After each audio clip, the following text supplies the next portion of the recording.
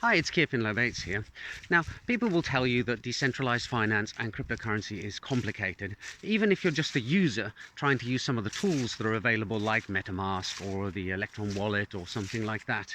However, I just spent half an hour trying to buy some V-Bucks for my youngest son using conventional finance. So I had a credit card, I had a debit card, I had access codes, I have a bank account that I checked has plenty of balance in order to buy €7.95 worth of V-Bucks online, and I did succeed in the end. It took me about 15 goes. I had to add an extra card in. I have discovered that my credit card can no longer be used to buy things online for some reason. And the final solution was to try to do the purchase 6 times. And on the 6th time, for some reason, it succeeded. Then it turned out that I'd accidentally bought them for my eldest son, and I had to go through the whole process again. But there you go. The number of things that have been put in place, one-time passwords over text, code apps on your Android phone, CBC codes on the back of your credit card, the fact that a credit card and a debit card are different, and problems with network connectivity on a Sunday to my bank and to the merchant meant that it was a rather painful experience.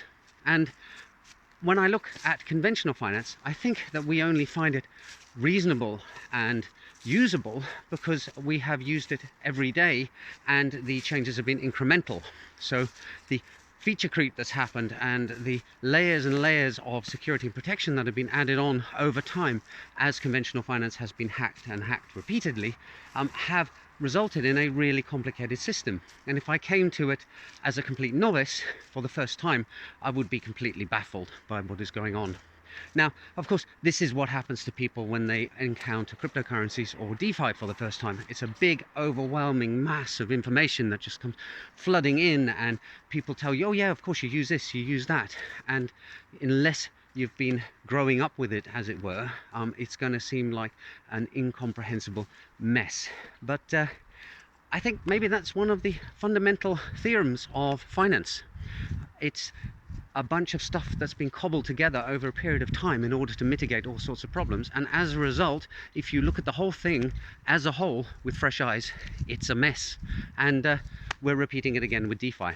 But on the plus side, the DeFi stuff seems to work just as well or just as badly on a Sunday as it does the rest of the week, whereas the conventional finance stuff seems to completely collapse, in Finland anyway, on Saturdays and Sundays when the banking staff are all out. Anyway, that's enough for this rant. Hope you found it interesting or at least amusing, and I'm now going to go and watch my son run around some island trying to shoot people. Sounds like a good way to spend a Sunday afternoon, doesn't it? Bye for now.